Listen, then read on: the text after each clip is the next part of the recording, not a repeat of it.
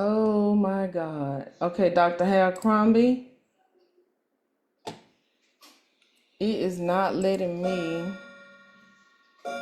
It's, you know what? It says it's live streaming. Hold on.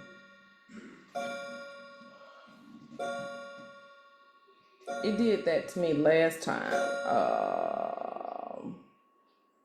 Yes, we are live. We are live. Okay. All Yep. right. All Okay. right. Just a second.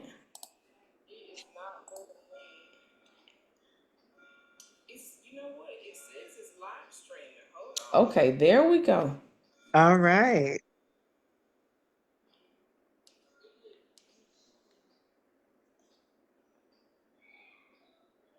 Okay, it's 8:03. We're gonna give them a few more seconds to come in. Okay. And it's sad I forgot my password.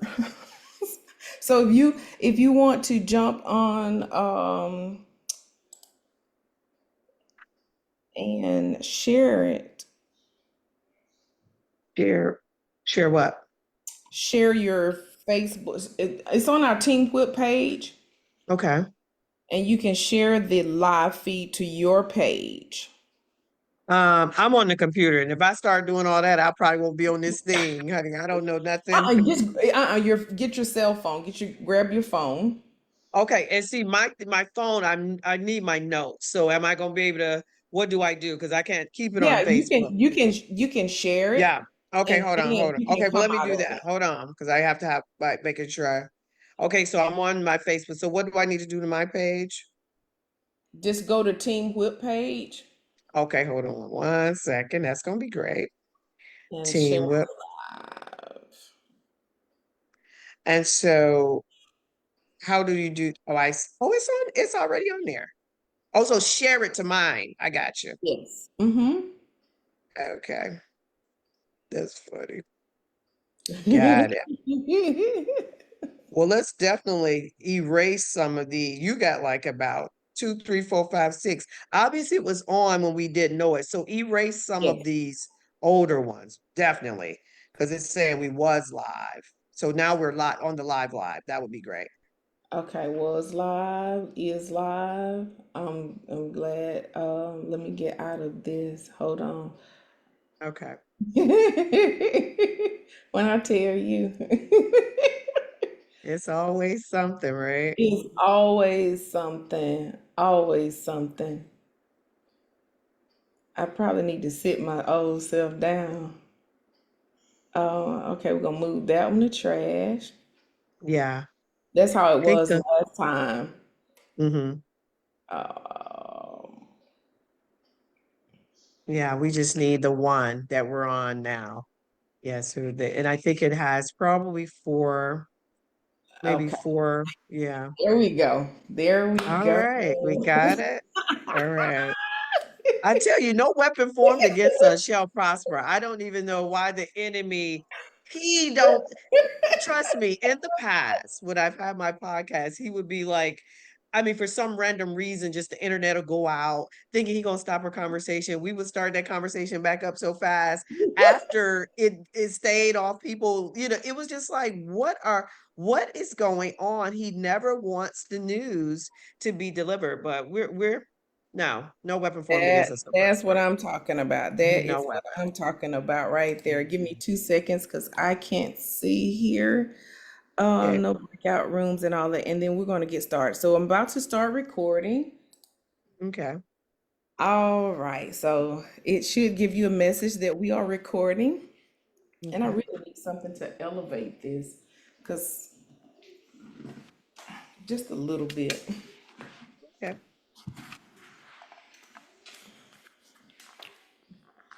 All right. So we can see me in some of this. Okay, so we know what we have.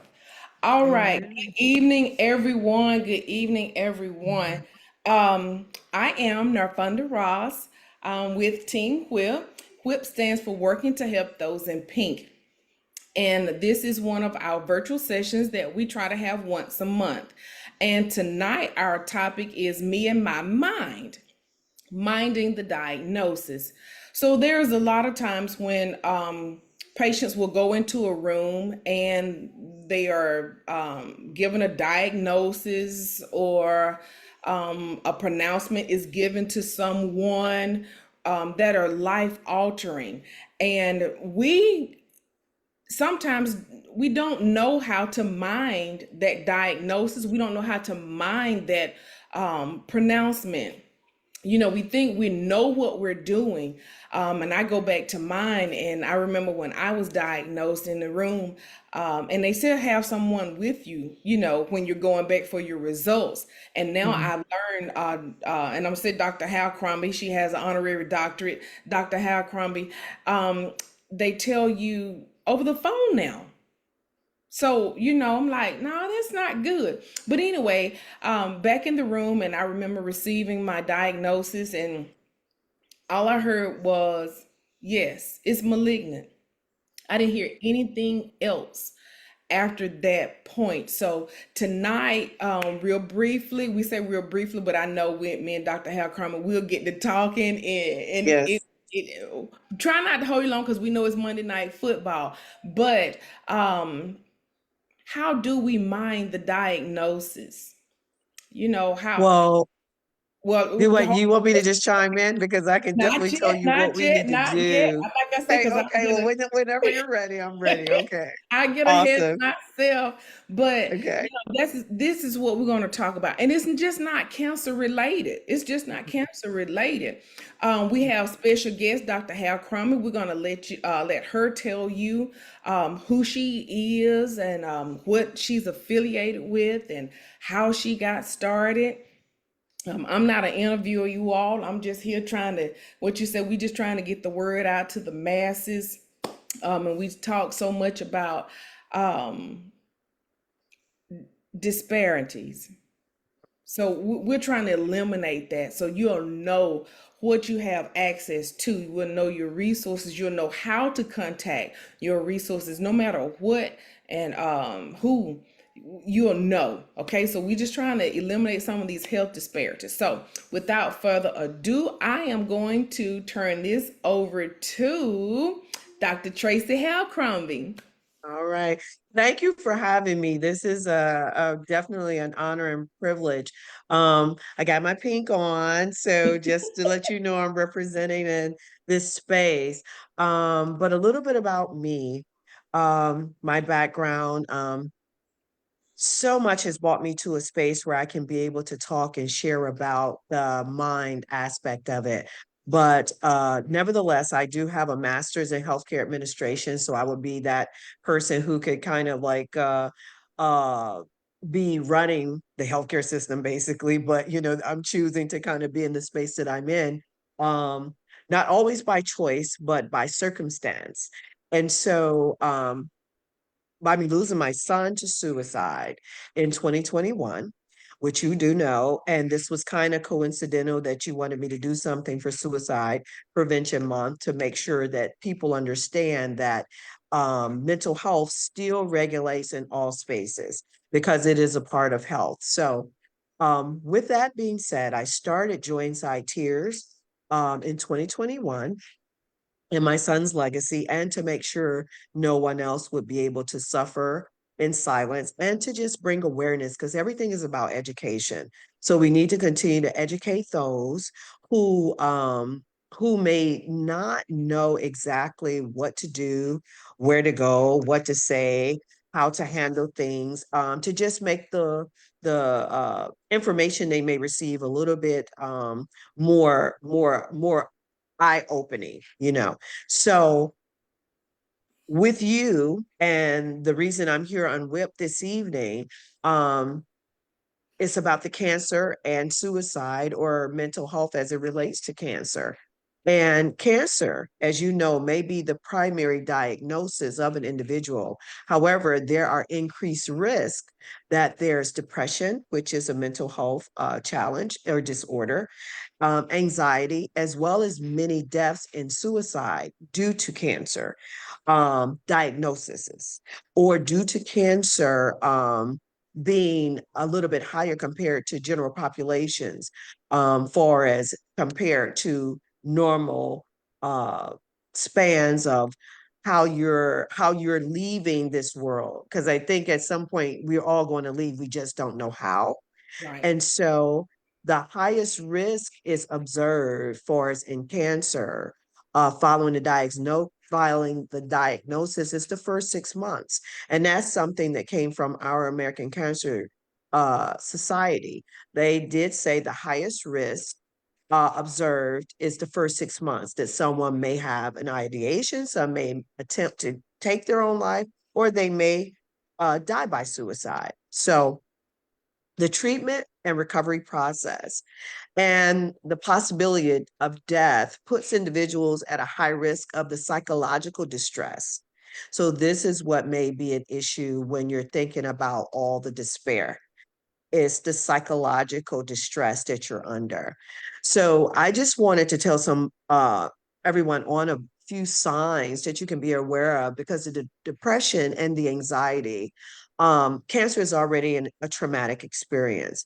So, and it has a long lasting emotional effect, as everything can. All right, Dr. Halcrombe, before we get Mhm, into signs, tell us a mhm, little bit mhm. about um, your foundation. All right. Okay.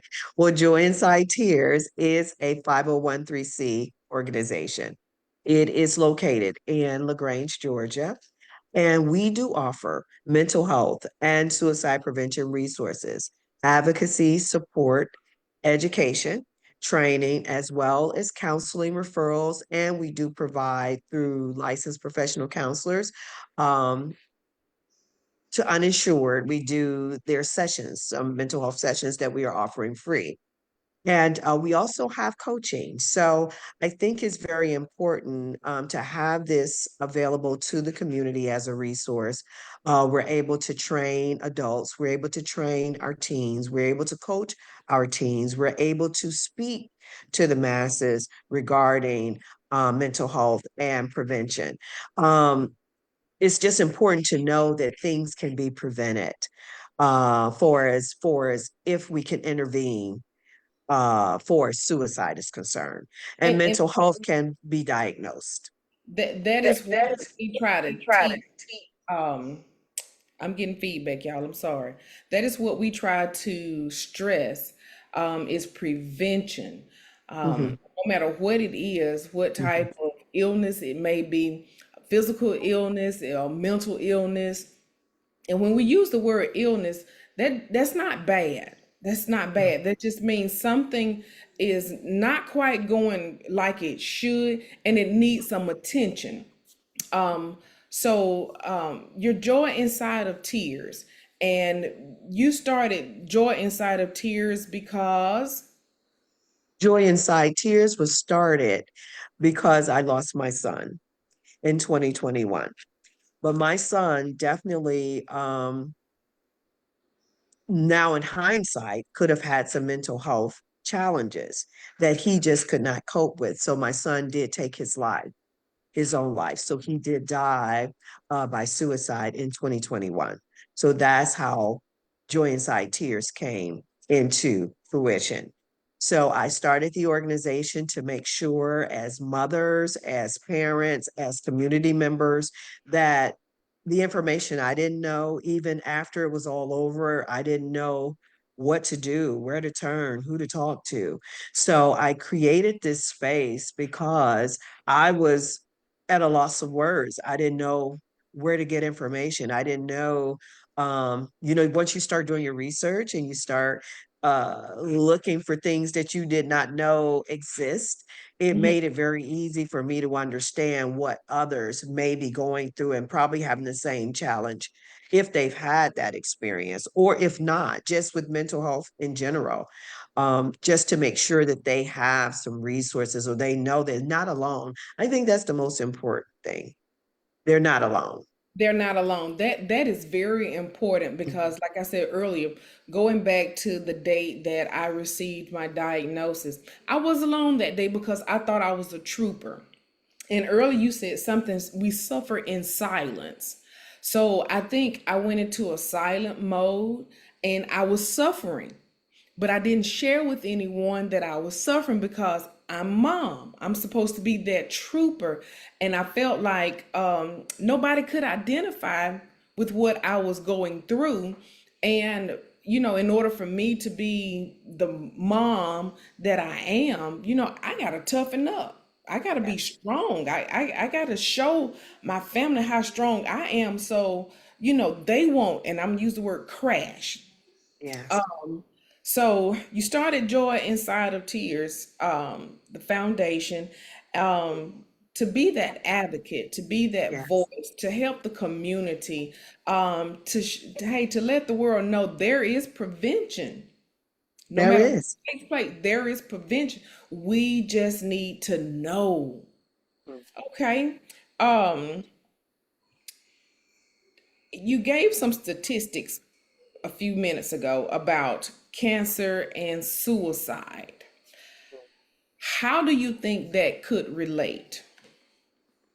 Well, again, although the cancer patients may get the diagnosis uh, for cancer, an individual with this diagnosis, it can cause definitely psychological stressors. So the main thing is understanding where mental health relates to it is that there will be increased depression, there could be decreased anxiety, and this is what could bring about the challenge where you're in despair and the hopelessness that you think you can't recover, because you've been diagnosed, just like you've been labeled with anything. You don't see the light at the end of the tunnel. You might think it's a death sentence. And how am I going to go on? And you start thinking about all these things. Who's going to probably take care of my kids? Who's going to do this? Who's going to do this? All of the circumstances around it. So I think this is how that fits into the deaths that are now being prevalent in relations to cancer and suicide and the research that I had to do to come on here this evening. So it's highest observed, as I was saying, in the first 6 months following a cancer diagnosis. Because, first of all, do you really understand it? Do you really accept it? Do you even believe in Mm, it?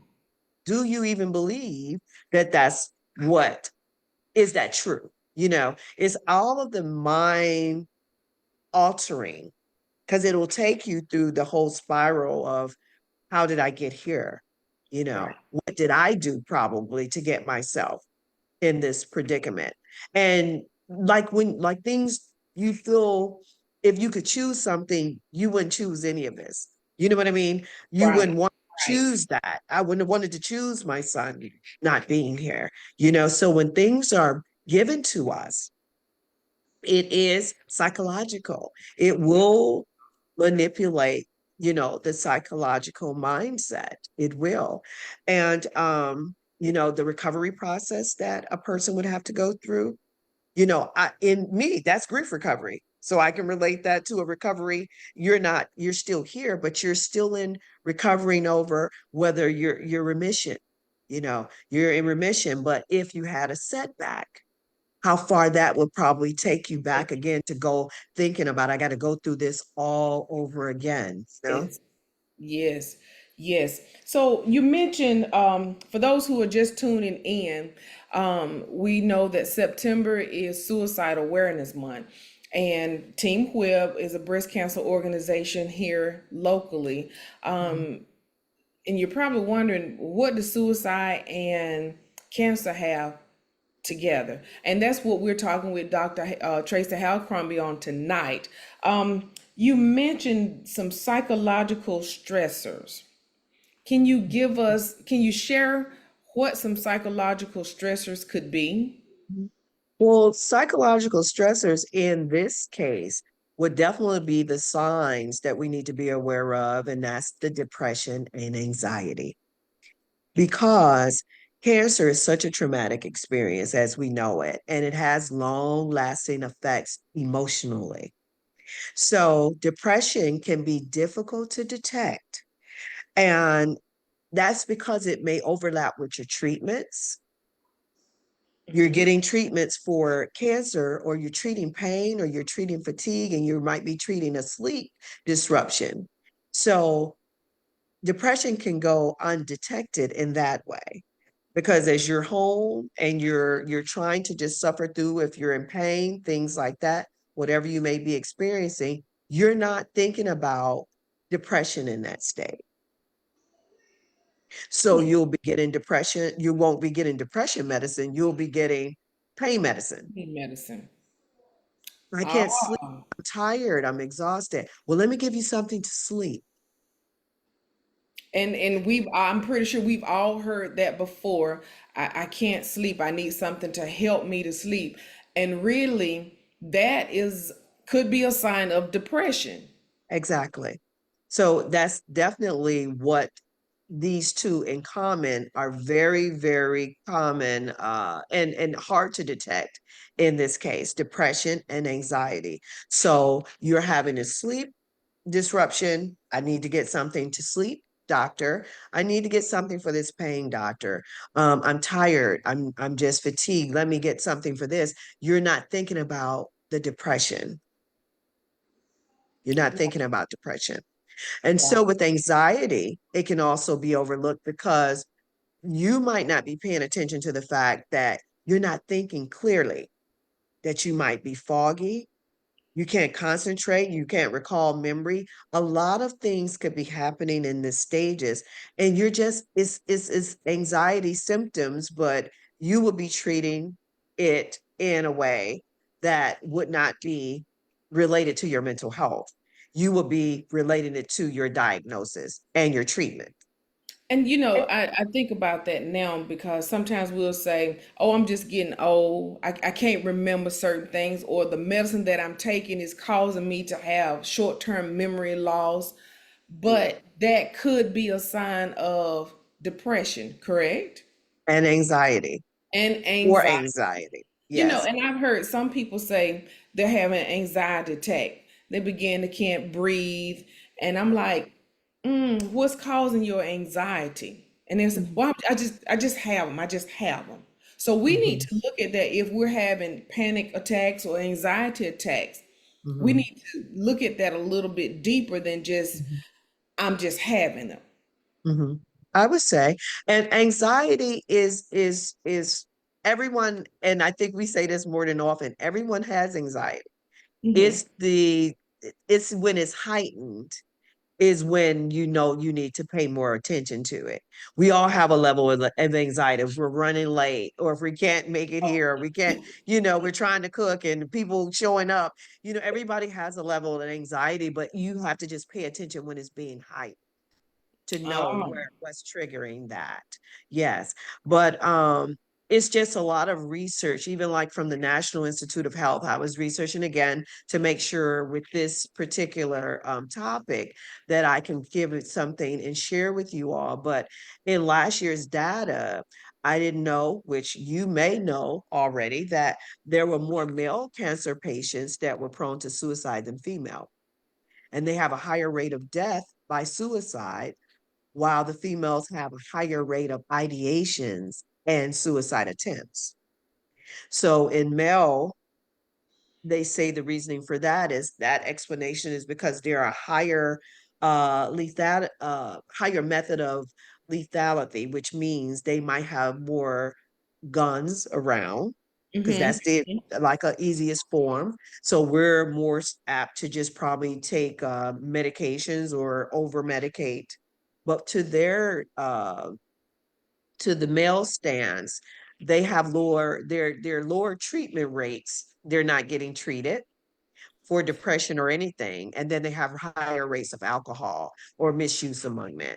So those are some things that can cause some issues with the male patients being more prone to suicide, and the female being more prone to attempts and ideations about thinking about it Hmm. from Um, the cancer diagnosis perspective. from the cancer. Okay, great. So we got a few people on. We just want to say hello to. I see her name now is Believing Bonner, but Pastor Bond is on here and she was agreeing to something you said earlier. She said right. So we just want to tell our viewers hello out there. Hi. We are talking with Dr. Tracie Halcrombe, who is a certified mental health coach, a peer specialist on the national level as well. She is the CEO and founder of Joy Inside of Tears. And we know that September is National Suicide Prevention Month, Suicide Awareness Month. And we're just coming on here to share some tips and ideas, so there will not be any disparities in knowledge of depression leading to suicidal thoughts. Okay.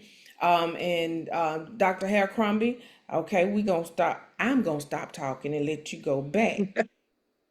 Okay. Um, and you were talking about males. Mhm. Mhm. So often, males, and we kind of know this. Very seldom they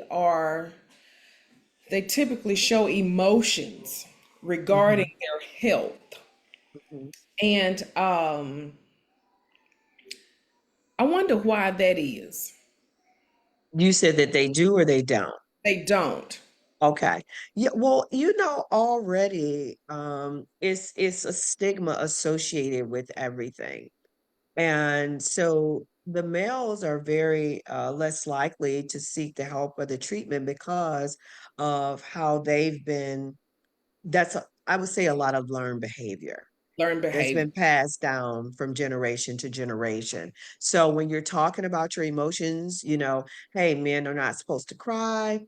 Men are not supposed to be, like man up, whatever they say.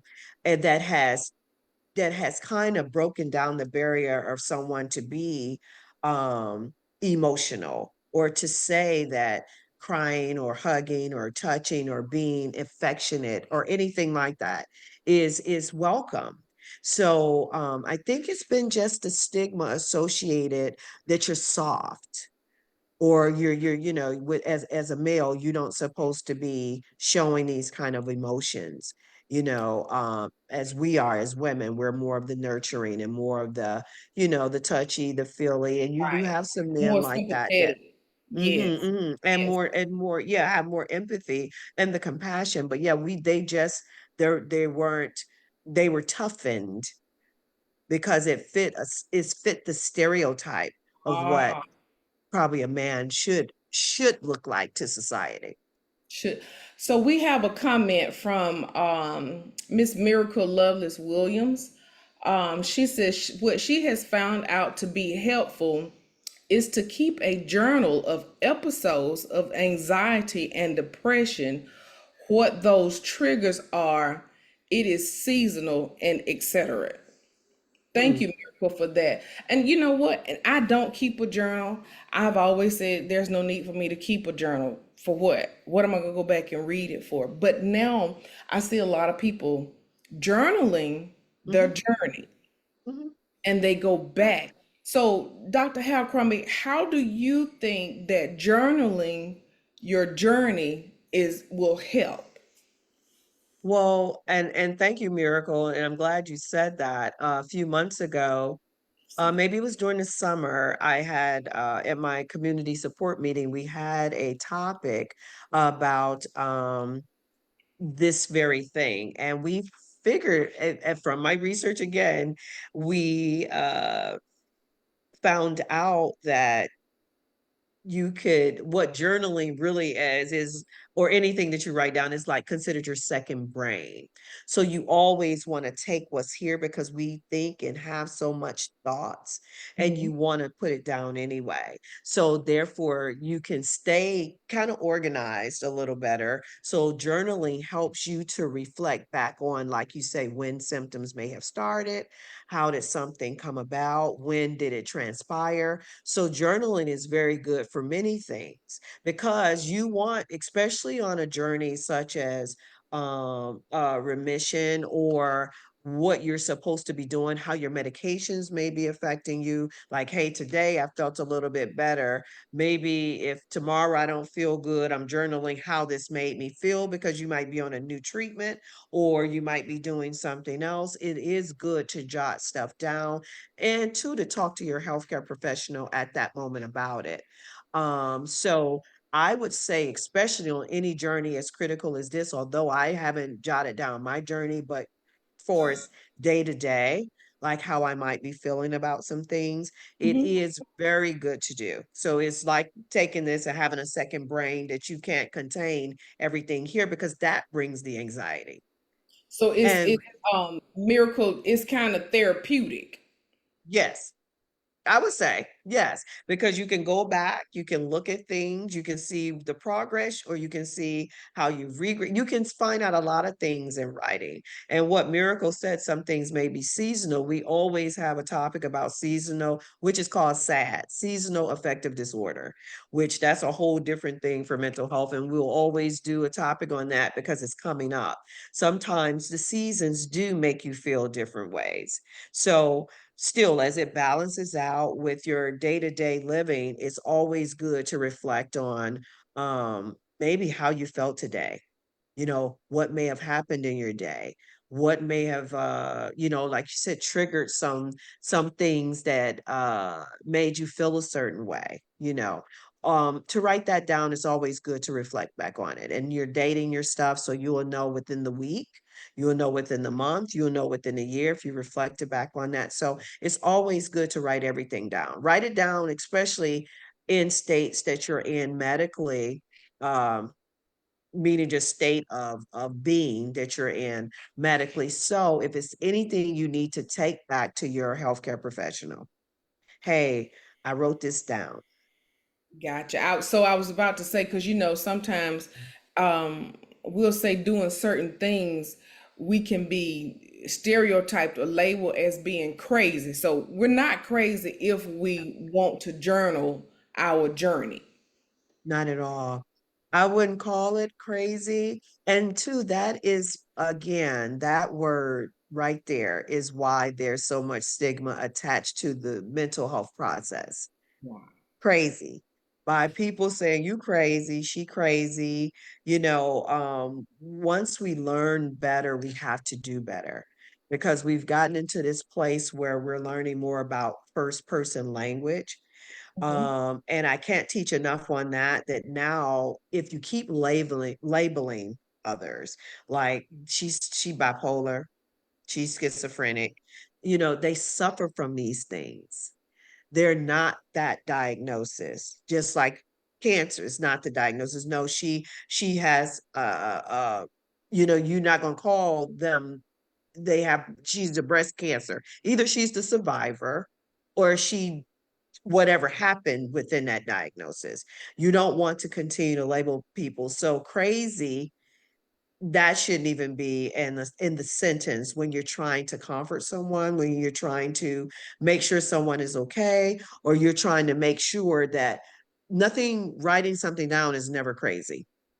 Matter of fact, you need like even a grocery list. You're writing that down. That Right. wouldn't be crazy, right? You would be like, I might forget something when I go to grocery. No, you had a list, so you wrote it down. That wouldn't be crazy. So we have to stop because everything is getting the stigma.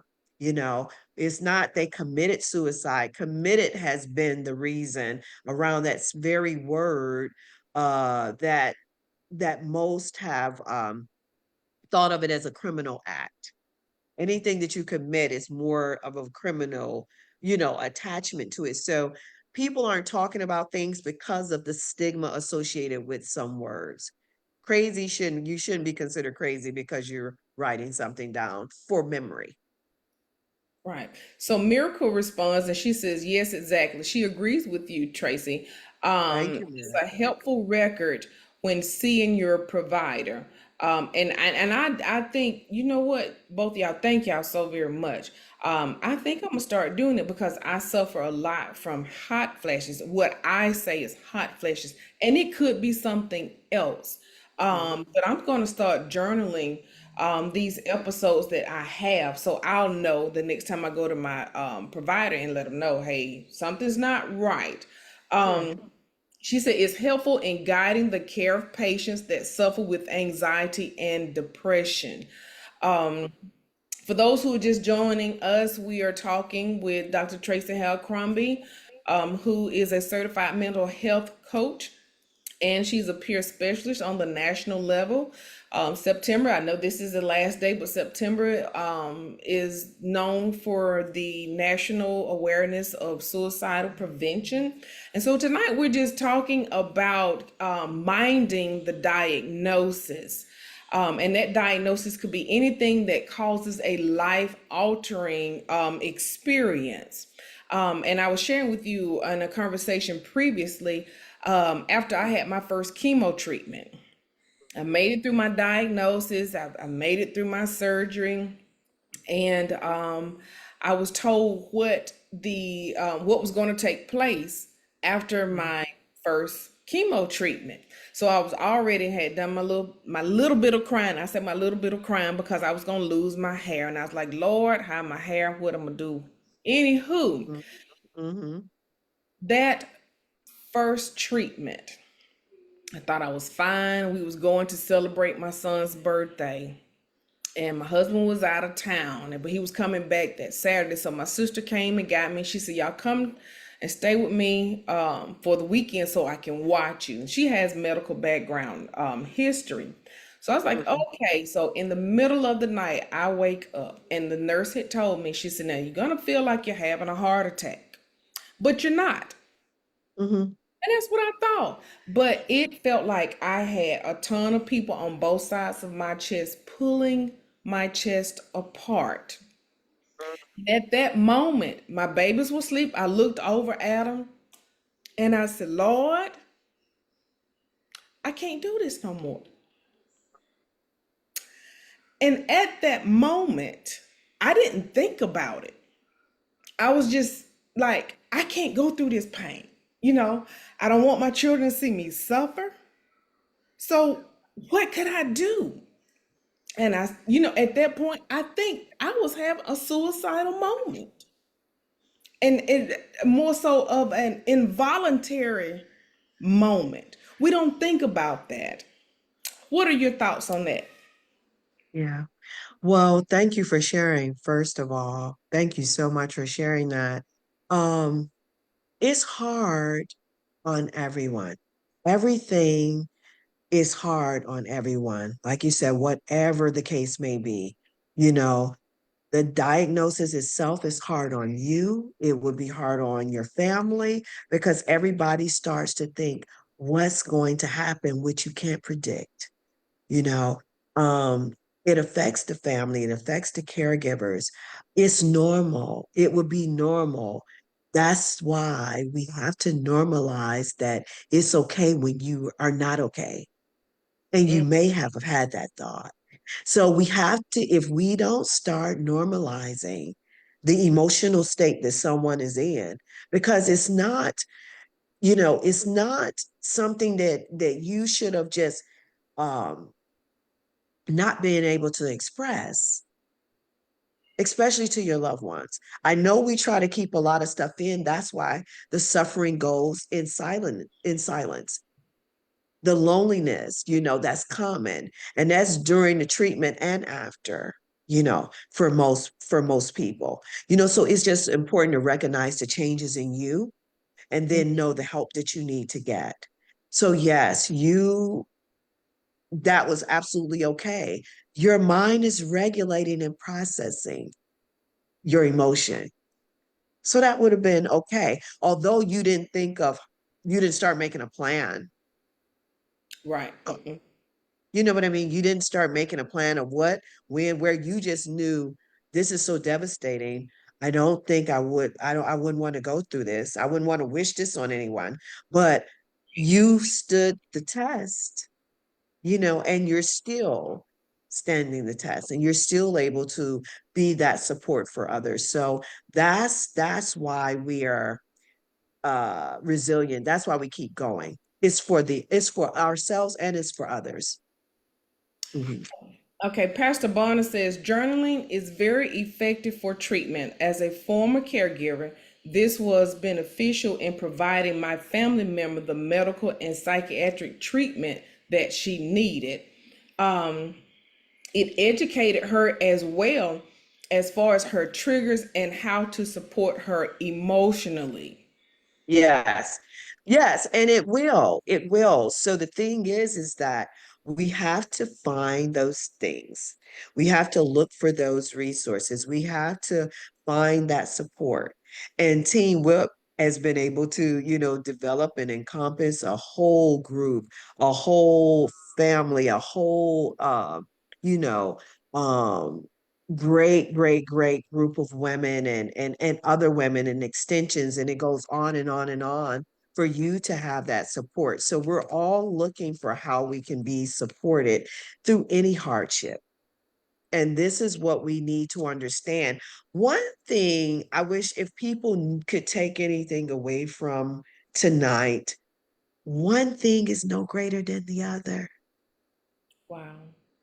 When you're hurting, you're hurting.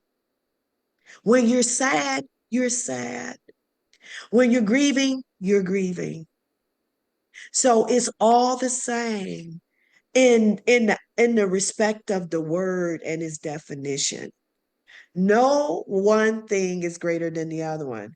So I look at all of this, and even in this, what happened to you, what has happened to others, didn't happen to me. But what happened to me also didn't happen to you. So this is why I wish people were more compassionate in that way, to understand that depression, anxiety, all of this is different for everyone. And it can also be treated, and it is also okay. Just get the help that you need. Just get the help that you need. God, and our time is nearing an end, but I want to ask you some questions. Well, one more question. Um, we've both experienced some life altering Yes, events. yes. I'm pretty sure our audience has as well experienced some life altering events. Um, Something you shared with me the other day made me have a different perspective of it. And you're gonna, I forget. It was not the answer we wanted because we were the answer for someone else. That's Am I exactly right? what that is right. That is right. Yeah. Whatever the outcome is, it Hmm. might not be the answer that we wanted, but we become the answer to someone else or for someone else. So death for me wasn't the answer that I wanted, but I had to become the answer to the others. You know, what you wanted, cancer wasn't the what you wanted, but it became the answer to how you can help others. So that's very, very, very, very profound for me. Very profound. So we Mhm. just want to share that with anybody that's going through anything. Um, and we know your campaign here recently. We see people in the community, and they're holding signs says no to suicide, no to suicide. Um, that's not the answer. That's not the answer. That's not the way out. We want you to look at it. It's not the answer you wanted, but you are the answer to someone else. You are support to someone else. And this is the last thing I said, the last thing. Um, just to give us some signs. I know we talked about anxiety and depression. Give us Mhm. some signs that we can look for in an individual or as a caregiver, because in Teamwood we do have caregivers. We have we call them co-survivors as well, even our survivors. And it's just Mhm. not cancer related. Anything that you've Mhm. endured that you have survived. It's about Yes, survivorship. yes, We yes. want everybody to thrive beyond the color. We know all illnesses have a color, and Mhm. the ribbons are real cute and swooped over. Mhm. We want you to be able to Mhm. thrive beyond a color. Miracle says normalizing our emotions, which is sadness, grief, loneliness, etc., is important. Those are symptoms just as nausea, vomiting, headaches.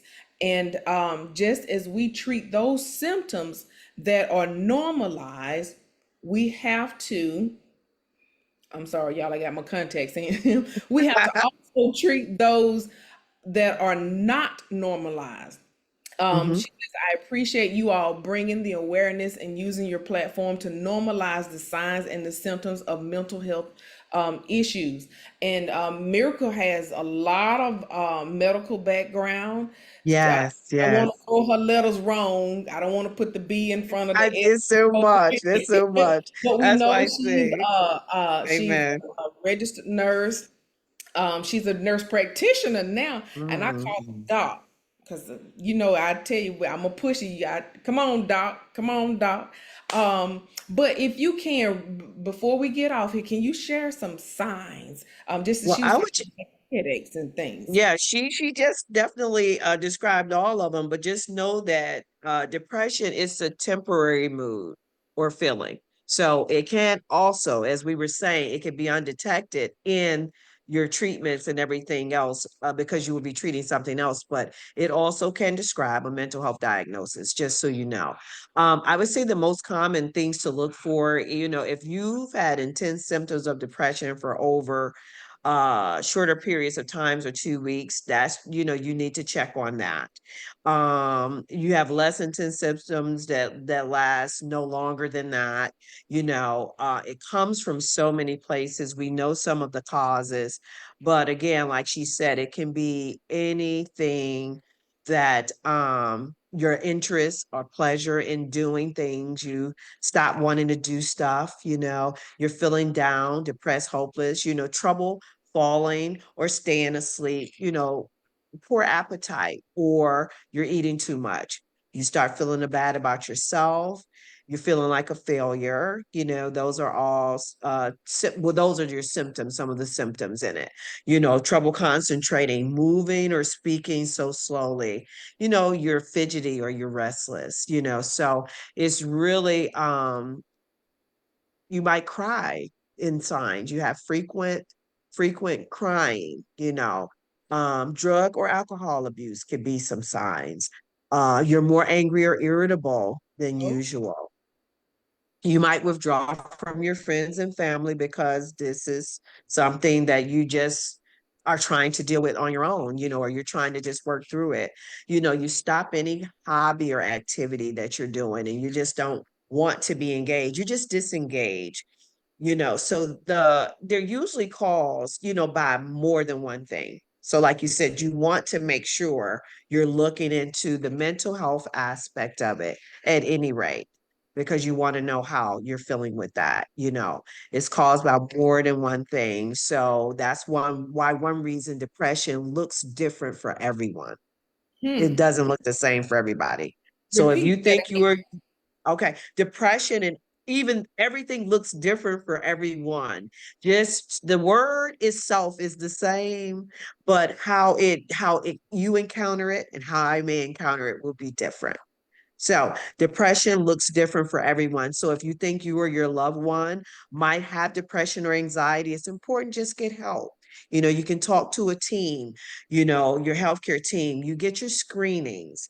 It's going to be very, very important even to have, just plans in place for how you're going to cope during any phase of life.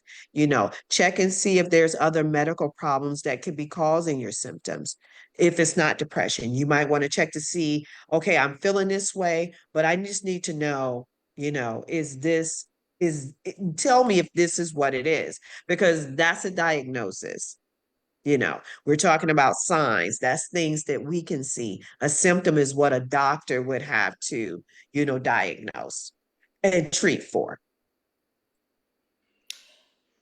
All of those are very good. I'm Mhm. I'm going back and I'm going to write everything down what I couldn't write down. Okay. Um, Okay.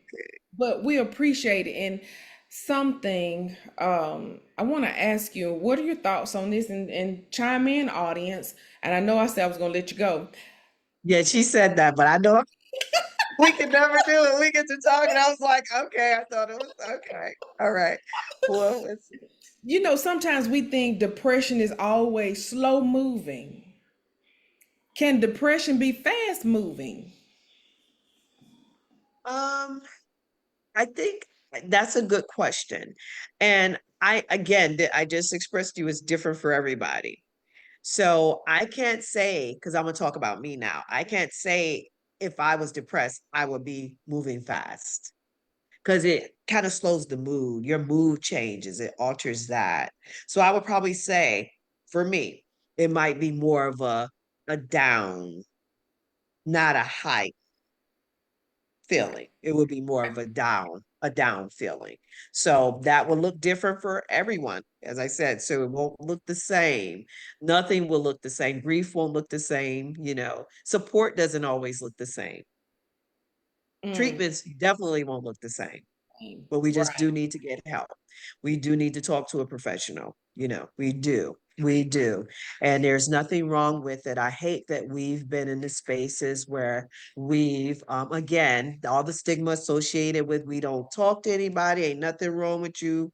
Go over there, sit down somewhere. That's for other people. That's not for us. I don't know where. Ooh, oh, we don't do that. Yeah, we Hmm. don't do that. Okay. I just don't know. But look at where it has gotten us. Look at where it has gotten us.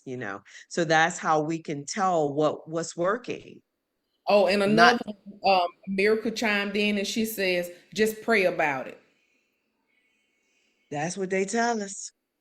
But I tell people you need Jesus and medication every now and then. Right. You will need Jesus as some medication. And there's nothing wrong with that. So again, so many people are not getting the help they need. And that's why they have Team Whip. That's why they have Joy Inside Tears. That's Yeah. why they have us in the community because we have to bring education and awareness because that's empowerment. We perish because of lack of knowledge. And once again, that goes back to that disparity where they say, well, we don't have the resources or they lack for us. No, you have to know first before you Mhm, mhm, go. So, mhm, we do perish for the lack of knowledge. Um, mhm, mhm. Dr. Hagram, I appreciate you so very much for coming on here. Um, and right, Miracle, she says, but we need medicine and a therapist. We need both Yes, of them. And in two words, well, three words, how we want to say it. It's okay or it is this is okay. okay. It is Yes, it is. okay. Yes. It is okay. Just definitely get treated, get help. There's joint efforts in advocacy. You can go to your federal, state, your local governments, talk about healthcare. Talk about comprehensive healthcare, your insurance coverage, things that you may need to know more about, for your oncological care, your psychosocial, your palliative care, the risks, you need screenings, do inclusion for prevention, for survivorship. You need just plans because you don't know what you don't know. Right. You don't know what you don't know. You're exactly right. You don't With know that what you don't know. being said, and I just want to let people know, Team Whip, we are partnered with Forge Breast Cancer Surviving Center out of Birmingham, Alabama. We do peer matching. I am a volunteer with them as well. They also have services for mental wellness. Right. A session we had in one of our coffee and coping conversations.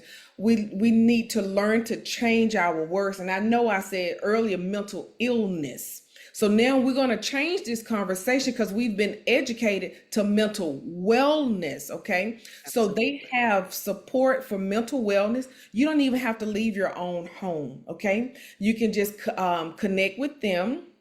And that is with that's Breast Cancer Survivor Center.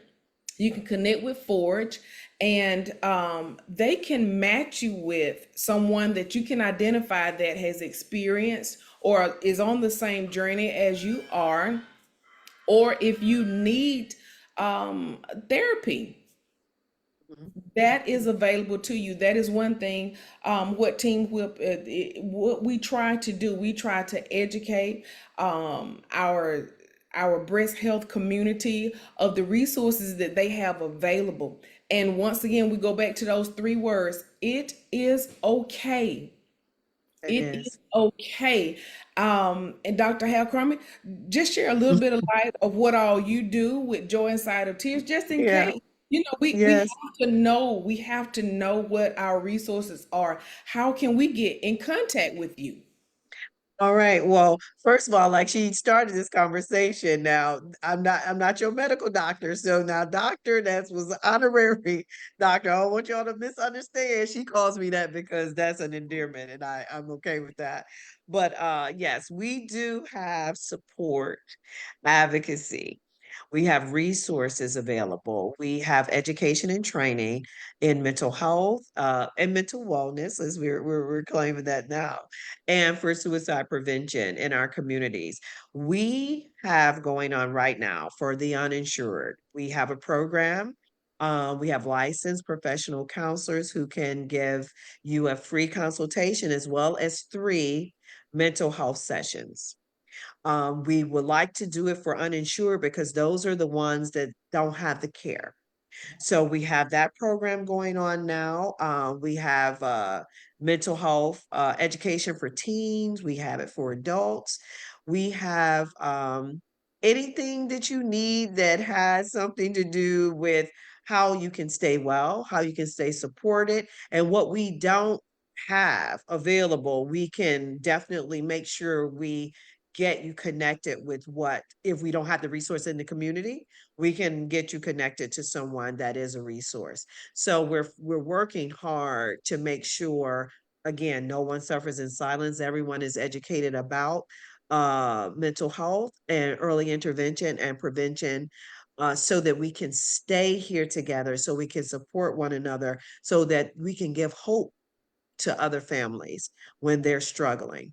And you don't have to struggle alone, and you don't have to suffer in silence. Early intervention and prevention. Yes, ma'am. It is okay. It is okay. And we want to share with our parents, you all pay closer attention to your teens. No matter what is going on, we know so much is going on in society these days. Pay close attention to your teens. Don't dismiss their emotions, okay? No. Do Mhm. not dismiss their emotions. Um, Even those who are in relationships, the older, and I say the older generation, don't dismiss anyone's emotions, okay? Be that hope, be that support. And we do know the one common number if there is a need: 988. Yes, yes. 988. Tracie Halcrombe, Miss Tracie Halcrombe, we thank you for coming on here tonight and sharing all this vital information with us. Thank you to our audience for chiming in, for spending an hour with us. I said 30 minutes the other night, but look at it. Yeah. Well, thank you once again for having me. You know, I would do anything for the support and for you, of course. And it's been a blessing. Thank you for having me. And I hope I gave some nuggets, because again, it's so encompassed around so many things. And the directive is not just, it's really about the mental health and the care and being well and the support, and knowing that there's education about everything that you can do. Right. One last thing. If someone wants to contact you, how Oh, can yes, they get yes. in contact with you? Oh, okay, they can call my office at 706-407-1260, or they can visit www.joyinsidetears.com, and there is a contact form that they can fill out how to contact us, or you can email me at info@joyinsidetears.com. So that's our email, info@joyinsidetears.com, or visit www.joyinsidetears.com. We do have a resource page that's full of articles, links. You can click on the article, read about some of this, all the different things in mental health that's happening. You can also click on some links to get you some help, because you can put your zip code on a link, and it'll take you right to your providers in your area. So we try to make it a little bit of interactive on the resource page. So definitely visit us, and it's all we're here to do is to help. We're here to help. We're here to help. We're here to have that intervention and prevention. Thank everybody for joining us on our Me and My virtual session next month. I think we're going to take October off. No, no, no. We have one special guest that's probably going to come on and talk about her diagnosis with breast cancer, and we are lining up November for to talk about diabetes and cancer. So you all, we thank you for your support. I'm sorry my clock is going off. That's to really telling me to shut up and go do some other work and let everybody go to bed. So I thank everybody for joining Thank you all. on behalf of Team Whip. Yes. Y'all tune in, follow our pages, connect with our website, subscribe to it. It's free. So anything that's going on, you'll get an email regarding what's taking place. We're just trying to be in the community, be a light of hope and Yes. a light of help and a light of joy and happiness. It's Monday night. I think y'all still can catch the second half of Monday Night Football. Y'all Yeah. have a great evening, and we will be talking. And yes, if you want to, we will have a light up the pink tomorrow night in downtown Lynette, and we also have our walk coming up. So tag onto our Facebook page, Team Whip, our Instagram, Team Whip 2015, or connect to our website, which is Team Whip 2015.com. Y'all have a great night, and Good thank you night. so very much. Pastor Bonner says thank you as well. Thank you. Thank you for sharing and being on.